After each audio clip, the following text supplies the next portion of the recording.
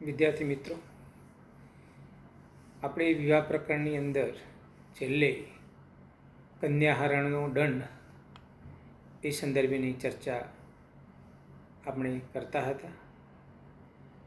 સકૃત પ્રદીયતે કન્યા હરંસ્તામ ચોર દંડ ભાગ. કન્યા એક જ વાર દાન રૂપે આપવામાં આવે છે. આથી દાન આપીને પાછી લાવનાર ચોર સમાન દંડને પાત્ર થાય છે. મિત્રો, આપણે આવી વાત છેલ્લે કરી હતી. એની બીજી પંક્તિ છે, દત્તામ અપી હરેત પૂર્વાત શ્રેયાન ચેતવરહ આવ્રજિત. પરંતુ જો પહેલાં કરતો બીજો વધારે સારો વર મળી જાય તો આપેલી કન્યા પાછી લઈ લેવી. સ્મૃતિકાર મનુ મિત્રો એવી વાત કરે છે કે પિતા પુત્રાદિને ભાગ એક વાર જ આપે છે. પિતા પુત્ર વગેરેને ભાગ એક વાર જ આપે છે. એ જ રીતે કન્યાદાન પણ એક વાર જ થાય છે તથા એક જ વાર આપી એમ કહેવામાં આવે છે. પરંતુ મનુસ્મૃતિના યશસ્વી ભાષ્યકાર મેઘાતિથિ સપ્તપદી અર્થાત વિવાહ પહેલાં આપવામાં આવેલ કન્યાને પાછી લેવાની વિધાન યાજ્ઞવલ્કની જેમ માને છે. આ જ રીતે નારદ પણ વરમાં દોષ દેખાય તો દાન પાછું લેવાના પક્ષમાં છે. એટલે મિત્રો, જે સ્મૃતિકારોએ કહ્યું છે એ વાત મેં તમારી સમક્ષ રજૂ કરી. આગળ આપણે જોઈએ, અનાખ્યાય દદો દોષમ દંડય ઉત્તમ સાહસમ અદુષ્ટામ તુ ત્યજન દંડયો દૂષયંતુ મૃષા સતમ. એટલે જે વ્યક્તિ આંખે દેખાય તેવા દોષોને બતાવ્યા વિના કન્યા આપે છે તે યોગ્ય સાહસના દંડને પાત્ર છે. અને દોષવાળી કન્યાને છોડવાવાળો પણ આ જ પ્રકારના દંડનો ભાગીદાર બને છે. વિવાહ પૂર્વે કન્યામાં ખોટા દોષોનો આરોપ કરવાવાળો પણ ના દંડનો ભાગીદાર બને છે. મિત્રો, ધર્મશાસ્ત્રમાં દંડ વિધાન ઉત્તમ સાહસ, મધ્યમ સાહસ તથા અધમ સાહસના રૂપમાં કરવામાં આવેલું છે. યાજ્ઞવલ્કે આ અધ્યાયના 366મા શ્લોકમાં તેનું નિરૂપણ કર્યું છે. આગળ મિત્રો જોઈએ, અન્ય પૂર્વાલક્ષણમાં અક્ષતા ચ ક્ષતા ચૈવ પુનર્ભૂઃ સંસ્કૃતા પુનઃ. અક્ષતા ચ ક્ષતા ચૈવ પુનર્ભૂઃ સંસ્કૃતા પુનઃ સ્વૈરિણીયા પતિમ હિત્વા સવર્ણમ કામતઃ શ્રયેત. સ્ત્રી ક્ષત એટલે પુરુષ સંપર્કવાળી હોય અથવા અક્ષત એટલે પુરુષ સંપર્ક વિનાની હોય. બંને પરિસ્થિતિમાં સ્ત્રીનું બીજી વાર લગ્ન થવાથી તે પુનર્ભૂઃ કહેવાય છે. યાદ રાખજો મિત્રો. તથા જે કન્યા પતિનો ત્યાગ કરીને ઈચ્છા અનુસાર પોતાના વર્ણના કોઈ બીજા પતિનો આશ્રય લે તે સ્વૈરિણી કહેવાય છે. એટલે પુનર્ભૂ કોને કહેવાય અને સ્વૈરિણી કોને કહેવાય એની વાત મિત્રો યાજ્ઞવલ્કે બતાવી છે. આગળ યાજ્ઞવલ્કે મિત્રો દિયર વગેરેની નિયોગ વિધિ એ સંદર્ભેની વાત કરી છે. અપુત્રામ ગુર્વ અનુજ્ઞાતો દેવરઃ પુત્ર કામ્યયા સપિંડો વા સગોત્રો વા ધૃતાભ્યક્ત ઋતાવ્યાત આ ગર્ભ સંભવાદ ગચ્છેત પતિતઃ તન્યથા ભવેત અનેન વિધિના જાતઃ ક્ષેત્રજો અસ્ય એટલે ક્ષેત્રજ અસ્ય ભવેત સુતઃ, અર્થાત જે સ્ત્રીને પોતાના પતિથી પુત્રની પ્રાપ્તિ ન થઈ હોય તેની પાસે ઋતુકાળમાં ગુરુની આજ્ઞા લઈ દિયર, સપિંડ કે સગોત્ર પોતાના શરીર પર ઘીનો લેપ કરી અને પછી સમાગમ કરે. આવું તે ગર્ભ ઉત્પત્તિ સુધી કરે. અન્યથા તે ઉપરાંત ગમન કરવાથી તે પતિત થઈ જાય છે. એટલે મિત્રો, આ વિધિથી ઉત્પન્ન પુત્ર પહેલા પતિનો ક્ષેત્રજ પુત્ર કહેવાય. આ બાબતમાં પણ સ્મૃતિકાર મનુની વ્યવસ્થા કંઈક અલગ છે. તેમણે મિત્રો વંશ રક્ષણ માટે નિયોગનો સ્વીકાર કર્યો છે, પરંતુ પતિના મૃત્યુ પછીની સ્થિતિ માટે સ્વીકૃતિ આપી છે. તેમણે કહ્યું કે જે કન્યાના દાનનો વાણીથી માત્ર સંકલ્પ થયો હોય તે કન્યાનો પતિ મરી જાય તો તેનો દિયર વિધિથી તેને પરણી શકે. મિત્રો સાંભળજો, જે કન્યાના દાનનો વાણીથી માત્ર સંકલ્પ થયો હોય તે કન્યાનો પતિ મરી જાય તો તેનો દિયર એ વિધિથી તેને પરણી શકે. એવી વાત મિત્રો મનુસ્મૃતિના 9મા અધ્યાયના 69મા શ્લોકમાં કરી છે. આગળ મિત્રો યાજ્ઞવલ્ક વ્યભિચારિણી વિશે વાત કરે છે. યુતાધિકારામ મલિનામ પિંડ માત્ર ઉપજીવિનીમ પરિભૂતામ અધશય્યામ વાસયેત વ્યભિચારિણીમ. વ્યભિચારિણી સ્ત્રીને બધા પ્રકારના અધિકારોથી વંચિત કરી, મલિન બનાવી, જીવનભર ભોજન આપી, તિરસ્કૃત કરી, ભૂમિ શયન કરાવી, પોતાની ઘરની જ અંદર રાખવી. મિત્રો, પ્રસ્તુત શ્લોકની અંદર યાજ્ઞવલ્કે માનો કે ચારેય વર્ણ માટે વિવાહો, આલોક અને પરલોકમાં હિત અને અહિત સાધનારા દર્શાવ્યા છે. ધર્મયુક્ત વિવાહથી કલ્યાણકારક ફળ મળે છે અને અધર્મયુક્ત વિવાહથી અનિષ્ટ ફળ મિત્રો ઉપલબ્ધ થાય છે. ધર્મ અધર્મનો વિવેક કરીને શાસ્ત્રમાં કહેલ અનુકૂળ વિવાહ કરવા છતાં વ્યભિચારિણી સ્ત્રી હોય તો તેની સાથે કેવા પ્રકારનો વ્યવહાર કરવો તે મિત્રો આ શ્લોકમાં દર્શાવ્યું છે.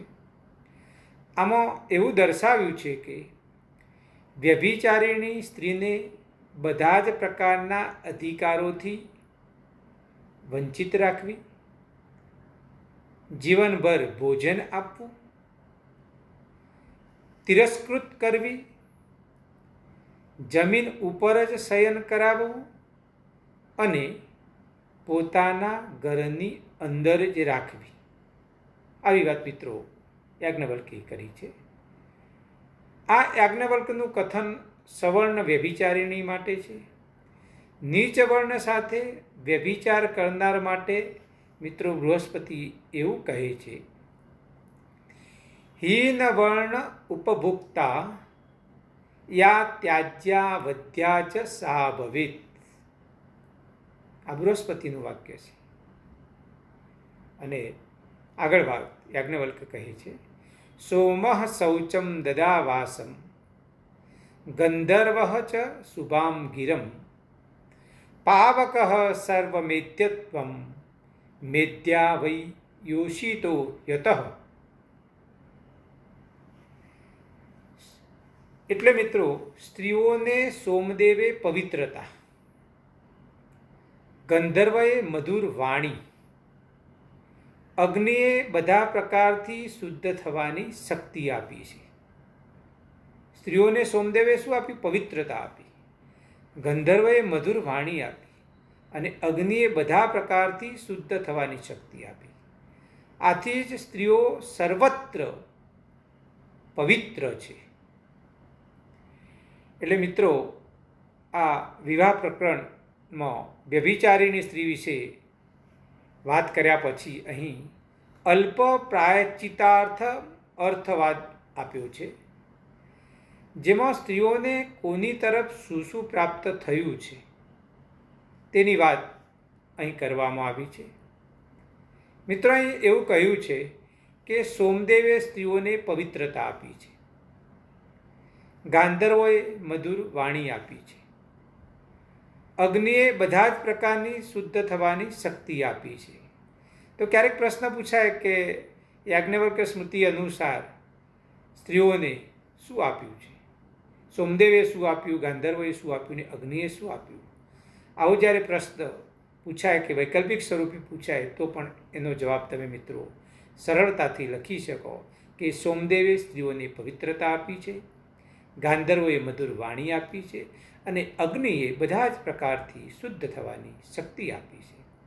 આમ મિત્રો, જુદા જુદા દેવો પાસેથી વિવિધ પ્રકારના વરદાન પ્રાપ્ત થયેલ હોય સ્ત્રીઓ સર્વત્ર પવિત્ર જ છે. એમ તો સ્ત્રીઓ કેમ પવિત્ર છે એ સંદર્ભે પૂછાય તો પણ તમે સરળતાથી પ્રશ્નનો જવાબ આપી શકો. આગળની વાત આપણે કરીએ. વ્યભિચારાદત્તૌ શુદ્ધિ ગર્ભે ત્યાગો વિધીયતે ગર્ભભર્તુવધાદૌ ચ તથા મહતી પાતકે. ઋતુકાળમાં વ્યભિચાર અર્થાત પરપુરુષ ગમનના દોષની શુદ્ધિ થઈ જાય છે. વ્યભિચારથી બીજાનો ગર્ભ રહી જવાથી સ્ત્રીના ત્યાગનું વિધાન છે. ગર્ભની હત્યા, પતિવત અને બ્રહ્મહત્યા જેવા મહાપાતક કૃત્ય કરનાર સ્ત્રીનો સર્વથા ત્યાગ કરવો જ યોગ્ય છે. આગળ મિત્રો, સુરાપી વ્યાધિતા ધૂર્તા વંધ્યાર્થ્યજ્ઞ પ્રિયમ વદા સ્ત્રી પશુતા ચ અધિવેતવ્યા પુરુષ દ્વેષિણી તથા.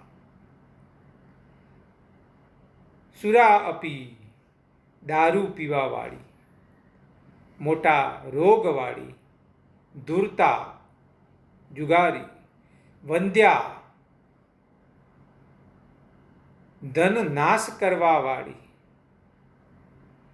કડવી વાણી બોલવાવાળી, કન્યાને જન્મ જ આપનારી અને પતિનો દ્વેષ કરવાવાળી પત્ની હોવા છતાં પણ બીજું લગ્ન શાસ્ત્ર સંમત છે. તો મિત્રો, સ્મૃતિ પ્રમાણે બીજું લગ્ન શાસ્ત્ર સંમત છે.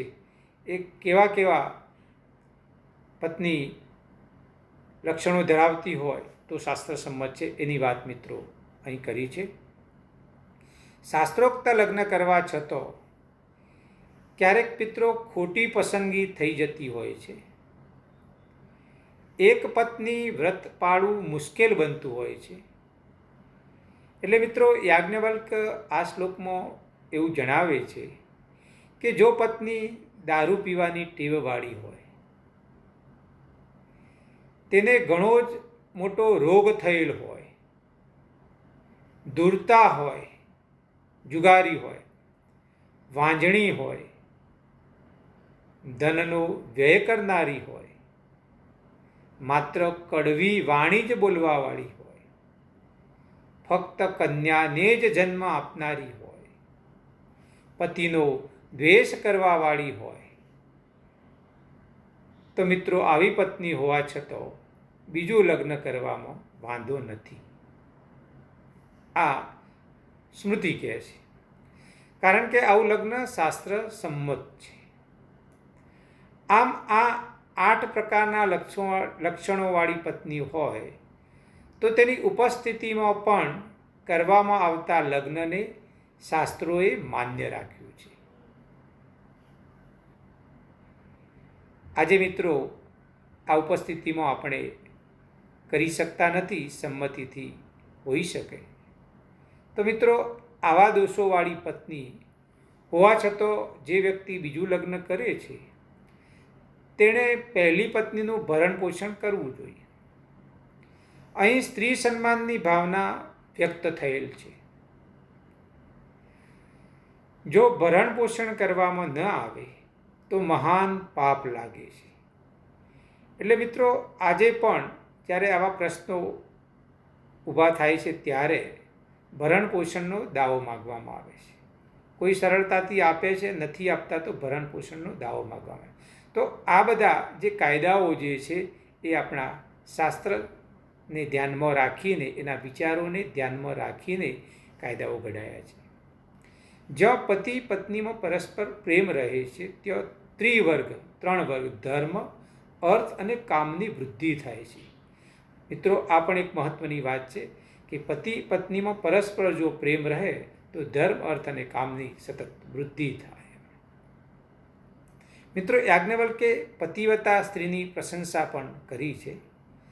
અધિવિન્ના તુ ભર્તવ્યા મહત એનો અન્યથા ભવેત યત્રાનુકૂલ્યમ દંપત્યો સ્ત્રીવર્ગ તત્ર વર્ધતે. તો મિત્રો, આ બતાવેલા દોષવાળી પત્ની હોવા છતાં, જે અગાઉ દોષ જોયા એવા દોષવાળી પત્ની હોવા છતાં બીજું લગ્ન કરેલ છે, તેણે પહેલી પત્નીનું ભરણ પોષણ કરવું જોઈએ. નહીંતર શું થાય? પાપ લાગે છે. એટલે જ્યાં પતિ પત્નીમાં પરસ્પર અનુકૂળતા રહે છે, અર્થાત પરસ્પર પ્રેમ રહે છે, ત્યાં ધર્મ, અર્થ અને કામ એવા ત્રિવર્ગની મિત્રો વૃદ્ધિ થાય છે. મૃતે જીવતી વા પત્યૌ યા નાન્યમ ઉપગચ્છતિ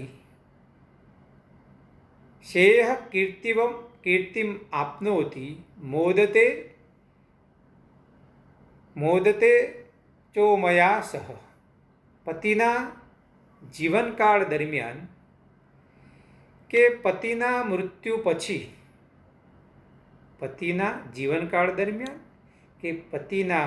પછી પણ જે સ્ત્રી કોઈ બીજા પુરુષ પાસે જતી નથી તે આ સંસારમાં કીર્તિ પ્રાપ્ત કરે છે અને મૂર્તિ પછી તત્જન્ય તેમાંથી જન્મેલા પ્રભાવથી પરલોકમાં પાર્વતી સાથે સુખપૂર્વક નિવાસ કરે છે. મિત્રો, આ શ્લોકમાં પતિવ્રતા સ્ત્રીની પ્રશંસા કરવામાં આવી છે. સ્ત્રી અને પુરુષે પોતપોતાના સ્વાભાવિક કાર્યોમાં પ્રવૃત્ત રહી જીવનની સાધના કરવાની છે. પોતપોતાના સ્વાભાવિક ધર્મો બજાવીને ત્રિવર્ગની સિદ્ધિ કરી મનુષ્યનું પરમ પ્રેય કરવાનું છે. અહીં પતિવ્રતા સ્ત્રીની પ્રશંસા કરતો મિત્રો એવું કહ્યું છે કે જે સ્ત્રી પતિના જીવનકાળ દરમિયાન કે પતિના મૃત્યુ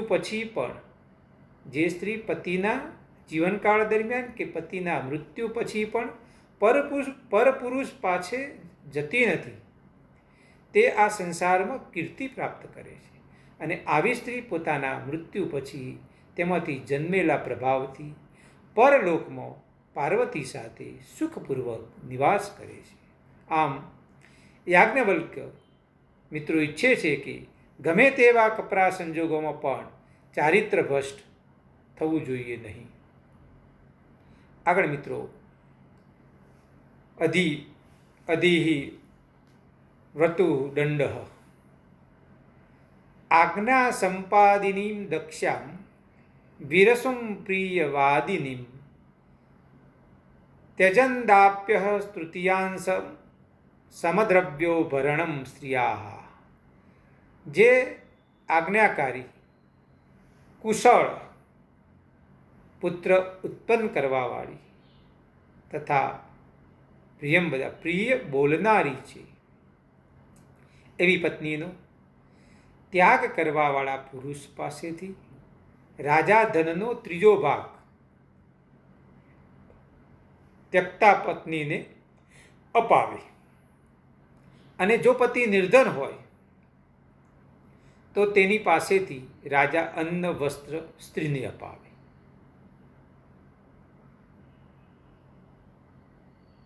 હવે મિત્રો યાજ્ઞવલ્ક્ય સ્ત્રીના ધર્મો વિશેની વાત કરે છે.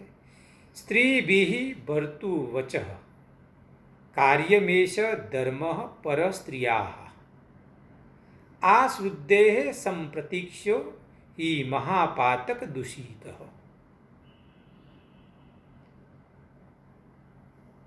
સ્ત્રીભિઃ ભર્તુ વચઃ, સ્ત્રીઓએ પતિના વચનનું પાલન કરવું જોઈએ. કારણ કે સ્ત્રીનો પરમ ધર્મ, ઉત્કૃષ્ટ ધર્મ એ જ માનવામાં આવ્યો છે. એટલે સ્ત્રીઓએ પતિના વચનનું પાલન કરવું જોઈએ. કેમ કે સ્ત્રીનો પરમ ધર્મ એ જ માનવામાં આવ્યો છે. આ શુદ્ધેઃ સંપ્રતીક્ષો હિ મહાપાતક દૂષિત. અને જો પતિ મહાપાતક દોષથી દૂષિત થઈ ગયો હોય ત્યારે તેવી સ્થિતિમાં પતિના પ્રાયશ્ચિત એટલે કે શુદ્ધિ સમય સુધી સ્ત્રીએ પ્રતીક્ષા કરવી જોઈએ. રાહ જોવાની વાત કરી છે, પ્રતીક્ષા કરવાની વાત કરી છે.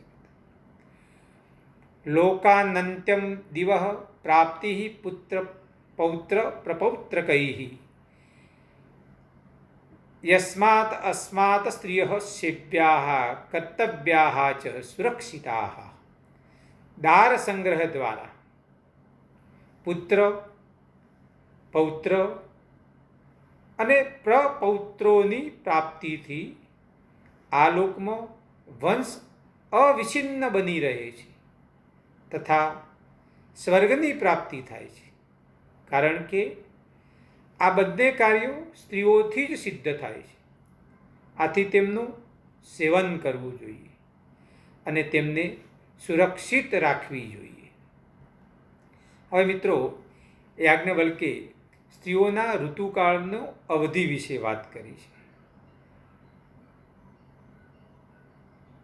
16 તુ નિશાઃ સ્ત્રીણામ તસ્મિન યુગ્માસુ સંવિશેત બ્રહ્મચાર્યેવ પર્વાણિ આદ્યઃ ચતસ્ર તુ વર્જયેત. સ્ત્રીઓની ઋતુકાળની 16 રાત્રિઓ હોય છે મિત્રો. કેટલી? 16 રાત્રિઓ. આ ઋતુકાળમાં બેકી યુગ્મસમ રાત્રિઓમાં પુત્ર પ્રાપ્તિ માટે તેની પાસે જવું જોઈએ. બેકી સંદર્ભેની. અને આ રીતે સ્ત્રી ગમન કરવાવાળો બ્રહ્મચારી જ હોય છે.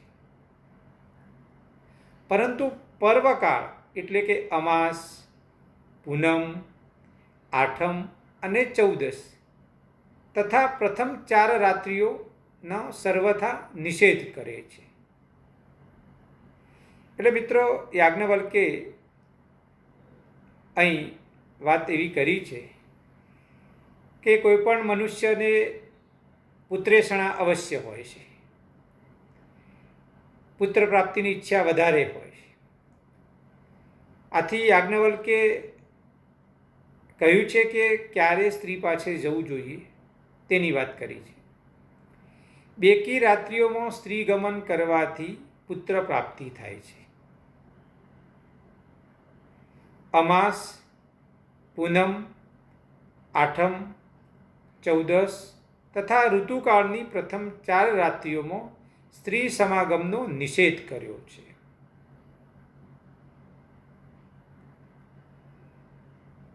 મનુએ બેકી યુગ્મ રાત્રિઓમાં ગમન કરવાથી પુત્ર પ્રાપ્તિ વર્ણવી છે. બેકી રાત્રે સ્ત્રી સંગ કરવાથી પુત્રો જન્મે છે એવું સ્મૃતિકાર મનુ પણ કહે છે. અને એકીની રાત્રે પુત્રીઓ જન્મે છે તેવી વાત કરી છે. તેથી મિત્રો પુત્રની ઈચ્છાવાળાએ ઋતુકાળની બેકી રાત્રે જ સ્ત્રી સંગ કરવો એવું સ્મૃતિકાર મનુ કહે છે. પર્વકાળ તથા શરૂઆતની 4 રાત્રિઓનો નિષેધ કરવાવાળો એ બ્રહ્મચારી કહેવાય. એટલે સંસારી એ ઉત્તમ બ્રહ્મચારી છે એવી વ્યાખ્યા પણ અહીંથી મિત્રો ફલિત થાય છે. આપણે એવું કહેતા હોય છે કે લગ્ન ન કર્યા હોય એટલે બાળ બ્રહ્મચારી વાપરતા હોય છે, પણ આપણે આપણા સ્મૃતિ ગ્રંથો પ્રમાણે જોઈએ તો બ્રહ્મચારીની વ્યાખ્યા આ પણ છે. આ સંદર્ભે સ્મૃતિકાર મનુ કહે છે, અમાવાસ્યમ અષ્ટમી ચ પૌર્ણમાસી ચતુર્દશીમ બ્રહ્મચારી ભવેત નિત્યમ અપ્યુતો સ્નાતકો દ્વિજ. એટલે આની જે વાત કરી છે એ સંદર્ભે છે. પછી સ્ત્રી ગમનમાં જે વર્જ દિવસો છે એ સંદર્ભે યાજ્ઞવલ્ક કહે છે, એવમ ગશ્યન સ્ત્રિયમ ક્ષામામ મગામ મૂલમ ચ વર્જયેત સુસ્ત ઇન્દ્રૌ સકૃતપુત્રમ લક્ષણમ જનયેત પુમાન. મઘા અને મૂળ નક્ષત્ર સિવાય ચંદ્રમા, એકાદશ વગેરે શુભ સ્થાનમાં હોય ત્યારે જે રજસ્ત્રાવ પછી દુર્બળ સ્ત્રી પાસે એકવાર સમાગમ કરે છે તે મનુષ્ય શુભ લક્ષણોથી યુક્ત પુત્રને ઉત્પન્ન કરે છે. મિત્રો ફરીથી બોલું છું, મઘા અને મૂળ નક્ષત્ર સિવાય ચંદ્રમાં, એકાદશ વગેરે શુભ સ્થાનમાં હોય ત્યારે જે રજસ્ત્રાવ પછી દુર્બળ સ્ત્રી પાસે એકવાર સમાગમ કરે છે તે મનુષ્ય શુભ લક્ષણોથી યુક્ત પુત્રને ઉત્પન્ન કરે છે. આગળ મિત્રો જોઈએ, યથા કામી ભવેત વાપી સ્ત્રીણામ વરમ અનુસ્મરન સ્વદાર નિરતઃ ચૈવ સ્ત્રીઓ રક્ષ્યા યતઃ સ્મૃતાઃ. સ્ત્રીઓના ઇન્દ્ર દ્વારા આપવામાં આવેલ વરદાન તારા કામને તૃપ્ત ન કરવાવાળો પાતકી થશે.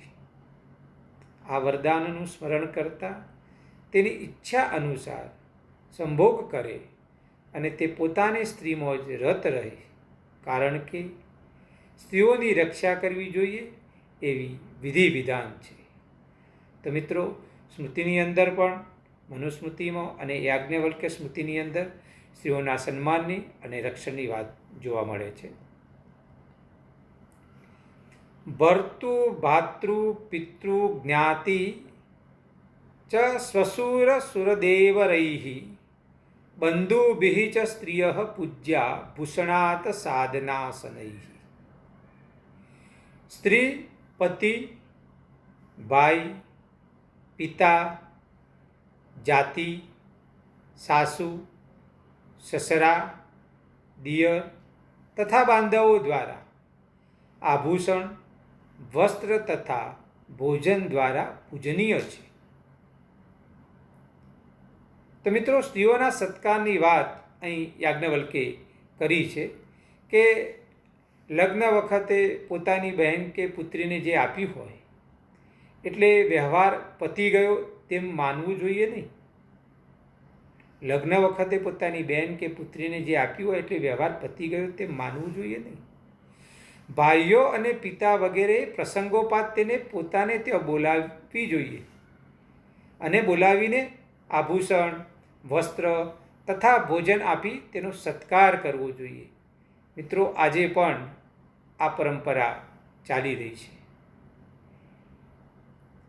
તે જ રીતે શ્વશુર પક્ષના પતિ, સાસુ, સસરા, દિયર વગેરે દ્વારા પણ લગ્ન વખતે આપ્યા હોય તો પણ આભૂષણ, વસ્ત્ર અને ભોજન આપી તેને પ્રસન્ન રાખવી જોઈએ.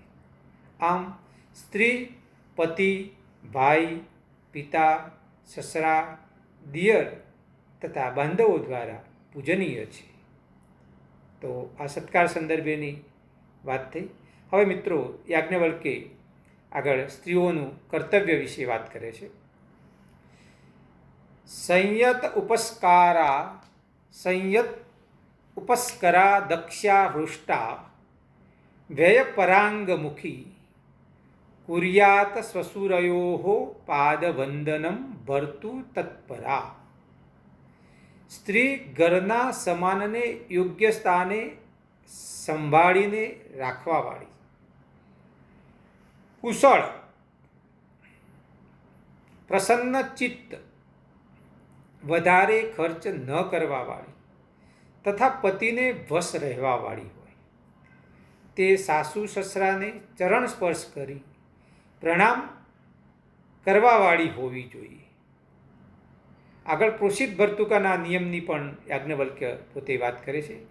ક્રીડામ શરીર સંસ્કારમ સમાજ ઉત્સવ દર્શનમ હાસ્યમ પરગૃહે યાનમ ત્યજેત પ્રોષિત ભર્તુકા. જે સ્ત્રીનો પતિ પરદેશ ગયો હોય તેને પ્રોષિત ભર્તુકા મિત્રો કહેવામાં આવે. એટલે જે સ્ત્રીનો પતિ પરદેશ ગયો હોય તે ક્રીડા, શરીર પર શૃંગાર, જનસમૂહ તથા વિવાહ આદિ ઉત્સવોનું દર્શન, હસી મજાક, બીજાના ઘરે આવવા જવાનું ન રાખે. અહીં સ્ત્રી માટે કંટ્રોલની પણ વાત કરી છે. સ્ત્રીઓના અસ્વાતંત્ર્ય વિશે પણ યાજ્ઞવલ્ક્ય વાત કરે છે. રક્ષેત કન્યામ પિતા વિન્નામ પતિ પુત્રાતુ વાર્ધકે અભાવે જ્ઞાતય તેષામ ન સ્વાતંત્ર્યમ પચિત સ્ત્રીયા. મિત્રો, સ્ત્રીનું કન્યાવસ્થામાં પિતા રક્ષણ કરે અને લગ્ન થયા પછી, વિવાહ પછી પતિ રક્ષણ કરે. વૃદ્ધાવસ્થામાં પતિ ન હોય ત્યારે પુત્ર રક્ષણ કરે અને તેમની અનુપસ્થિતિમાં જાતિ જ્ઞાતિના લોકો રક્ષા કરે. એટલે સ્ત્રીઓને ક્યાંય પણ સ્વતંત્રતા નથી એ વાત યાજ્ઞવલ્ક્ય બતાવે છે એના વિચારોમાં છે. તો મિત્રો, આ જે તે સમયની વાત છે. સ્ત્રીઓનું સન્માન અતિ આવશ્યક માનવામાં આવ્યું છે. તેવી જ રીતે સ્ત્રીઓનું રક્ષણ પણ જીવન પર્યંત આવશ્યક માનેલું છે.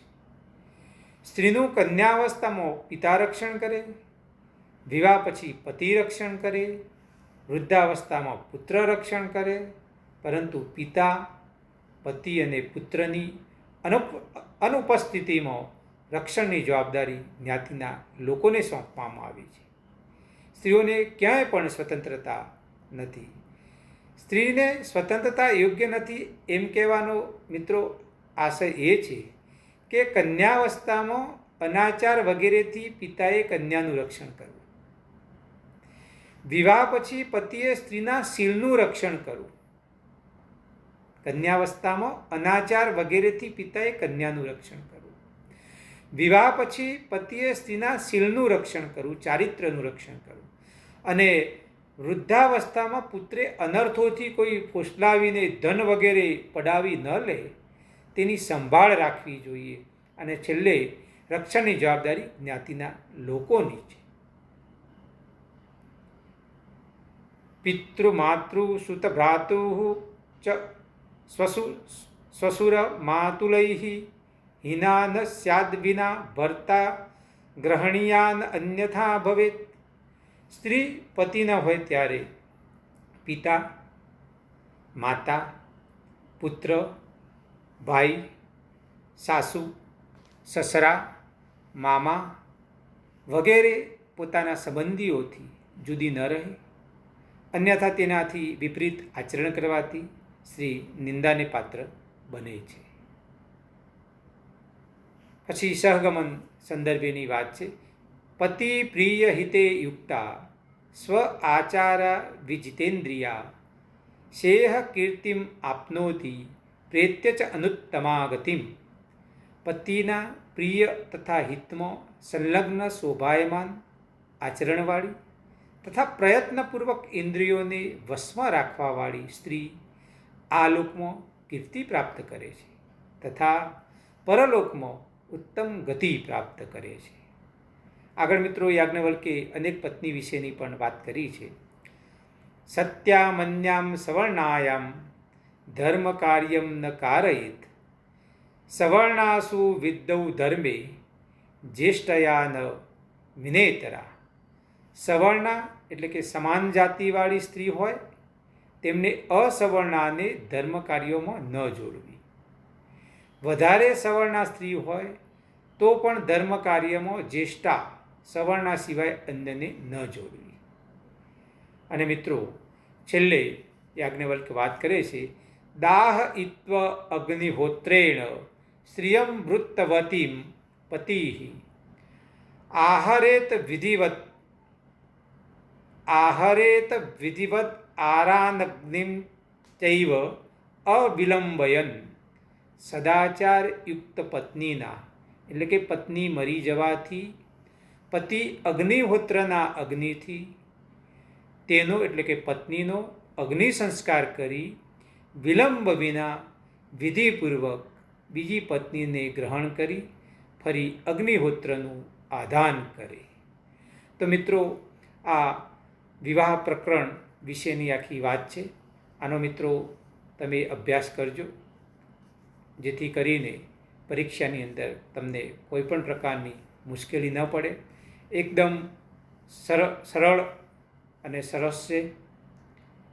તો વિવાહ પ્રકરણ વિશે મિત્રો તૈયારી કરજો. અસ્તુ. જય હિન્દ, જય ભારત.